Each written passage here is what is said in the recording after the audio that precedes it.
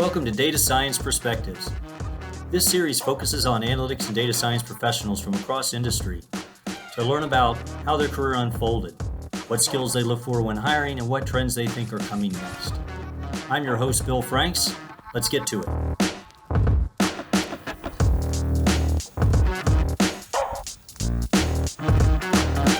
Welcome to this episode of Data Science Perspectives. I'm your host, Bill Franks.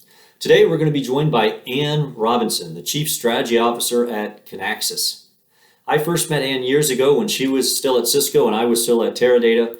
And over the years, our paths have continued to cross as we both got involved with Informs and the International Institute for Analytics. Ann's been focused on the area of supply chain and supply chain analytics for her entire career. She began at Cisco, where she had multiple roles up to and including a couple of director level roles focused on supply chain. She then went to Verizon, where she had a couple of executive director roles focused on various aspects of supply chain. A few years ago, she moved to Kinaxis, which is a software company, to serve as their chief strategy officer.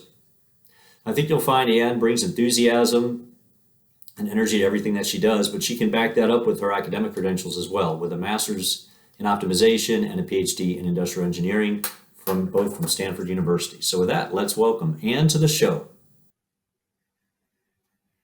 Well, hey, Ann, thanks for joining me on the show today. Thanks for having me. It's great to see you and be with you again today. It's interesting that people have different journeys in the analytics space, and you have one that by all stretch isn't totally uncommon, but isn't the most common, which is supply chain. You've kind of been involved in that area since the early stages of your career. What drew you into supply chain and supply chain analytics originally?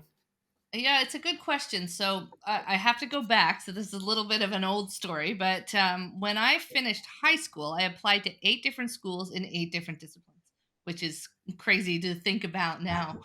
And one of those was math, and it's where I landed. And I had this amazing math program. And in the second year, I went to a small school, Acadia University on Canada's East Coast. In my second year, I had a chance to go to a conference about careers in math. Now, my peers were going to the ones on actuarial sciences and how to be a high school math teacher. I knew that that wasn't my cup of tea, but I did not know what I was going to do. In my head, I was going to become a lawyer. So the chair of the department said, "Well, why don't you check out this one on biology and genetics, and whatnot, and then these other ones." And I remember going to see one on OR. Now, the only OR I was familiar with up to this point was operations. It was an operating room, and I said, "No, it's operations research, and go ahead." While I was there, I learned about this.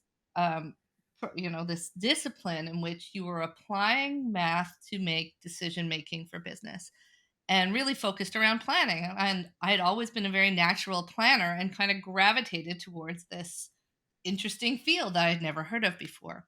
Came back, took all the classes I could in from the business school, from within, an optimization expert within the math department, graduated from there, wound up going into the University of Waterloo, focused on transportation logistics, which is really supply chain analytics by another name, and decided to go on and do a PhD in industrial engineering, focusing in production and operations management. Again, maybe not the term supply chain, but certainly the discipline areas that would match up with supply chain. And that's really what launched me into a career. I always wanted to be a practitioner. I know many of my academic counterparts sort of say, why didn't you go into academia? And, I was a really wanted to see this stuff in action. And I can probably proudly say that I'm one of the few people that have used every aspect of my academic background, particularly the PhD, in practice across various aspects of the supply chain.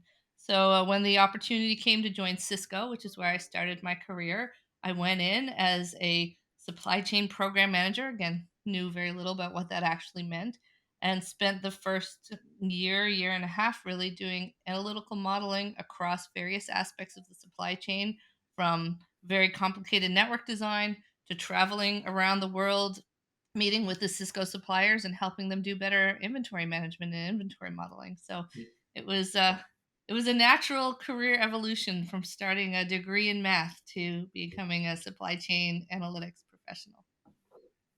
Well, I'll tell you, when you got into that too, that was, let's say, from a business perspective, doing analytics on supply chain was still relatively new. So, how did you navigate your career, moving up the ranks when I'm assuming some of the roles you took were maybe the first of that type and or level within even some of the large companies that you were at as this space evolved underneath you?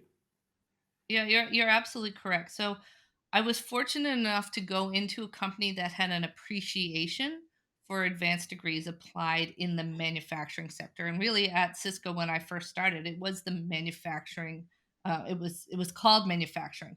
Within a year of me joining, it became supply chain. And there was one other person who had a similar background as mine in the entire, whatever the size of that manufacturing organization. So meeting people that appreciated my academic background and that there was somebody else there. So I knew that truly they weren't looking for just someone to be an Excel jockey, that somebody really had an appreciation. And then as I went through and as we saw that evolution from a manufacturing department to a supply chain organization within Cisco, the opportunities started to unfold. They were functionally aligned. I started really focusing on planning, spent a lot of my time looking at forecasting, statistical modeling, the data models underneath, and what that looked like, and really created the first statistical forecasting team in support of all of the products that Cisco created. So it was a little bit identifying the opportunity myself, but having leaders around who are true executive sponsors for Yeah. that level of analytical rigor and richness and the value that it could bring.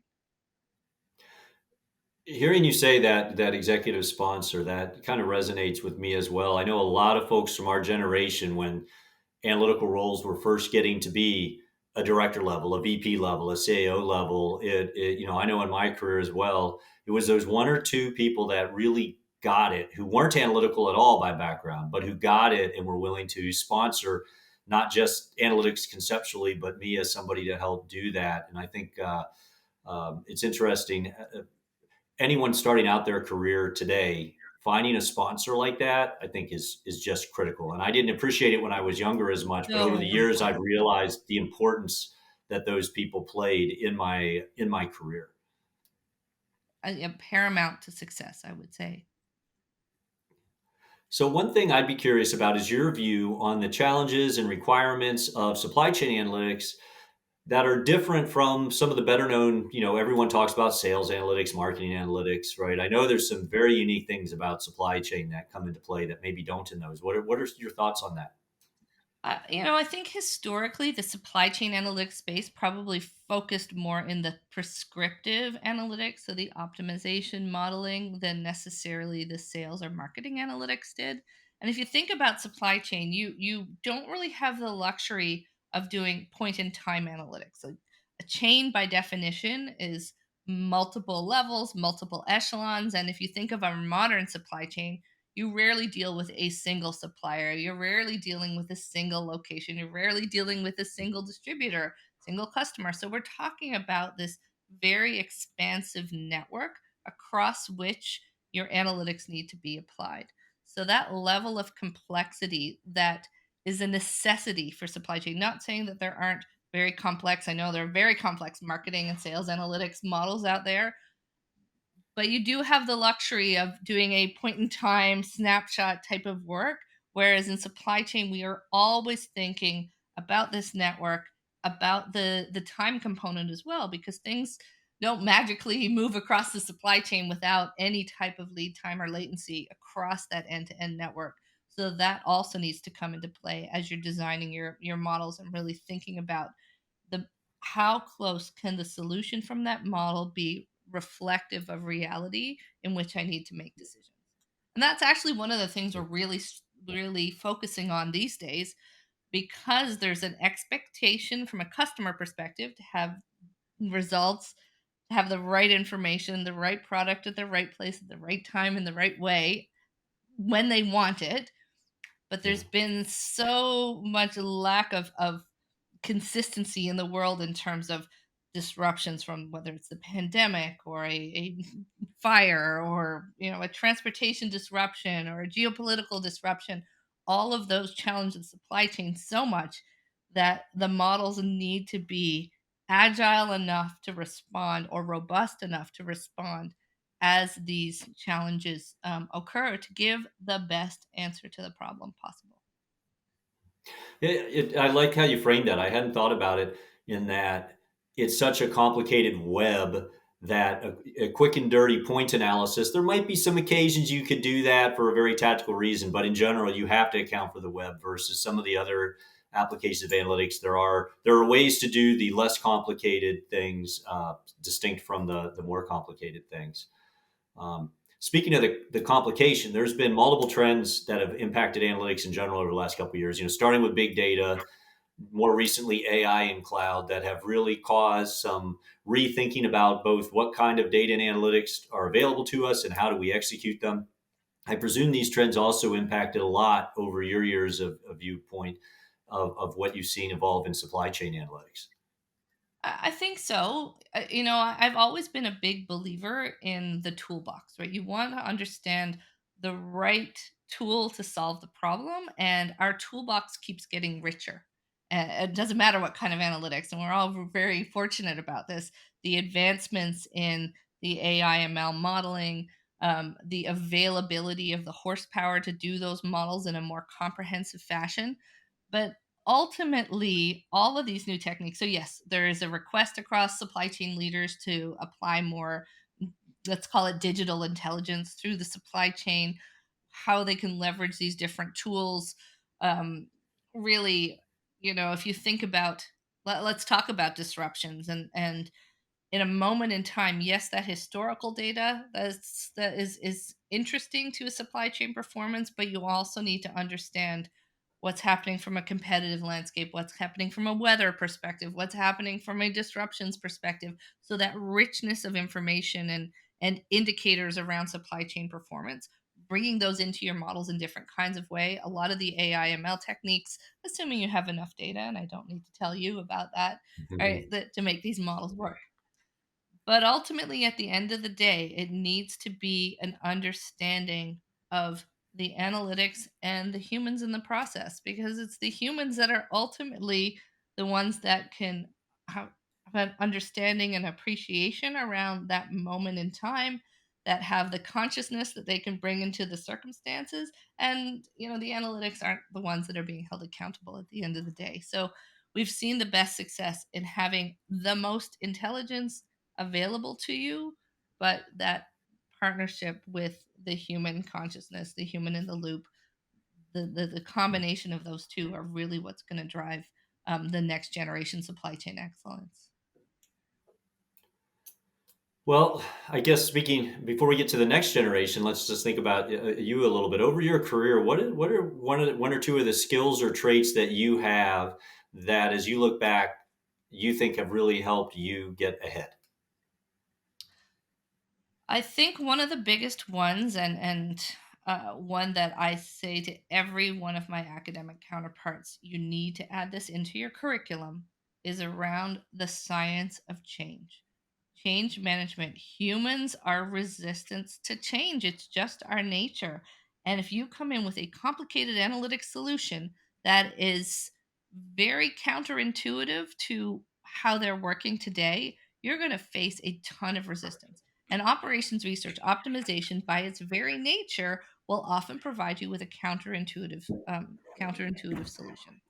So, without that awareness, without that understanding of how to bring humans into the process to understand what the change is, how it's going to impact them, you're going to find the adoption of an appreciation, understanding, and adoption of your results from your modeling are implemented, appreciated, used so much more readily when you have that understanding of change management. So that's a huge one. The second one I think is that ability, the storytelling ability, and how do you actually put your analytics into context.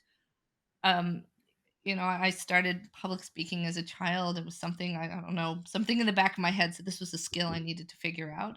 And it's one that has carried with me that ability to go in front of an audience and understand what the challenges are in the models that I've been developing, put it in the context of the business, and being able to articulate it from a business value perspective. That storytelling is so important. So schools that require you to give presentations, to understand the business context, to translate your results into business value, that is such an important skill. I don't know that I really solidified any of those during my academic journey, but I certainly learned them pretty early on once I got into the work world. Interesting. Yeah, that thing about the change management is really key too, because I think you'd agree with me. One thing that a lot of technical people in general, not just analytical folks, struggle with at times is stepping out of the theory and stepping out of those details to say, what is it going to mean to those that I'm talking to, both from a business perspective, but also that operational and effort perspective. And if you don't account for that, you're going to end up, you could actually look literally foolish at times because someone will go, that's all sounds great, but we can't do that. And here's why. And you should know that. And you just end up with a black eye. And then you don't end up with the executive director positions and chief strategy officer positions that you've ended up with. It's so important. I would go as far as saying you cannot be successful as an analytics practitioner without change management skills. Yeah. Very good advice. Another thing you've done that I think stands out from some folks is you got involved in leadership roles and volunteering, like with the Informs organization, and I think you were even the chair for a year. What motivated you to get involved in some of these more volunteer professional organizations, and how did that help enhance your career and your visibility? Yeah, it was an amazing. I'd say I was raised by informs, and I would still say that today. Mhm. I I'm not sure what motivated me to join initially. I was trying to think about that, and other than sort of contributing back to the profession, and I am a huge believer that it's regardless of our seat, it's all our professional responsibilities to contribute back to the profession.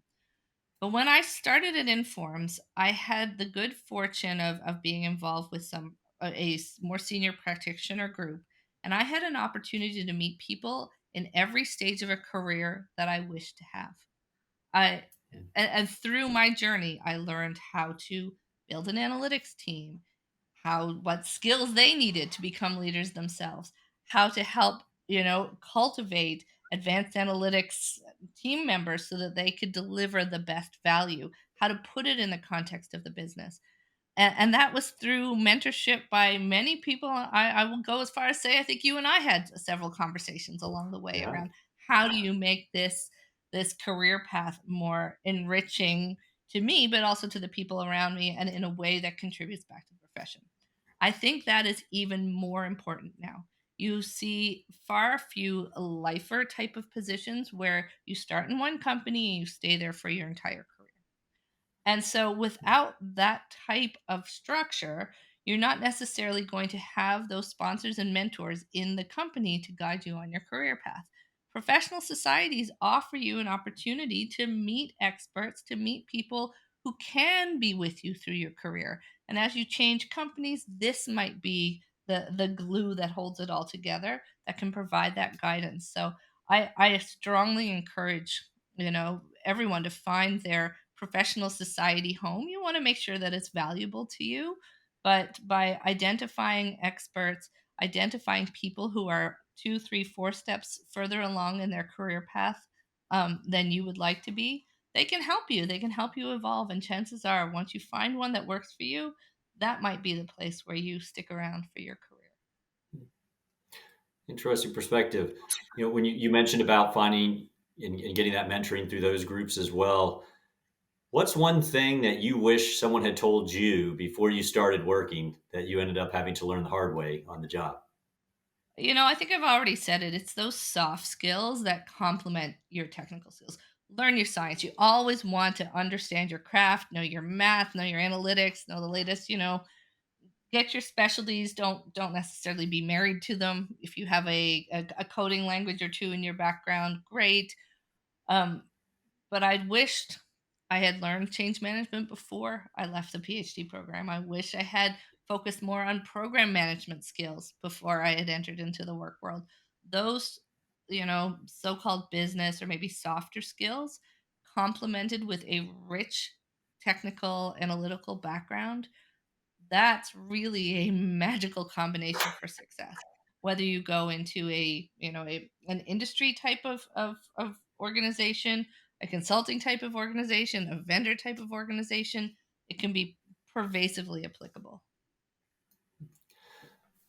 Well, when you think about our conversation, when we started out, there wasn't much of a career path in large analytics organizations. Today, someone coming out of school, I mean, there's so many different directions you could go and have a robust career in analytics. What advice would you have for students if they're graduating in terms of how do they decide where is their place, even if they're sold on doing analytics and data science? What's their niche, and how do they figure out where they belong at the beginning? Yeah, it's a good question. So I think it's really understanding what it is you're looking for. Make sure that you understand again your craft and your science. You don't need to be the best coder. You don't need to be the best, have a PhD level of technical depth, depending on what you're interested in doing. There are roles available at many different levels.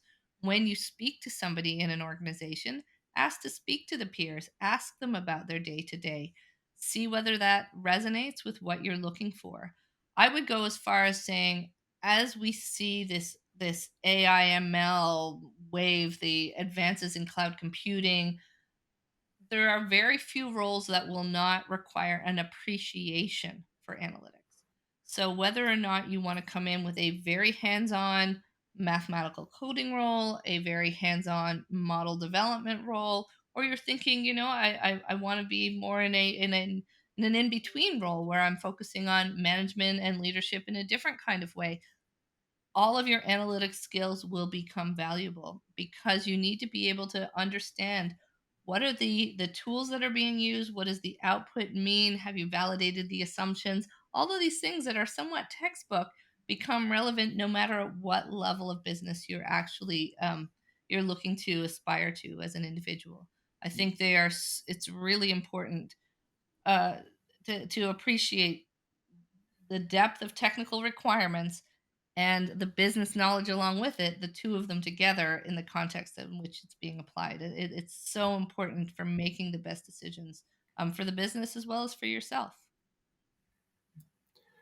Well, I'll tell you, before we run out of time, I'll just finish off. As you look forward the next, say, 3 to 5 years, what's a trend you think is going to be big around the world of supply chain analytics?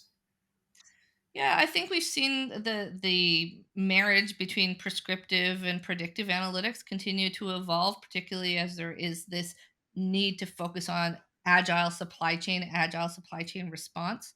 So whether you're talking about the AIML modeling with the OR type of modeling coming together, there's a lot more conversations happening in that domain.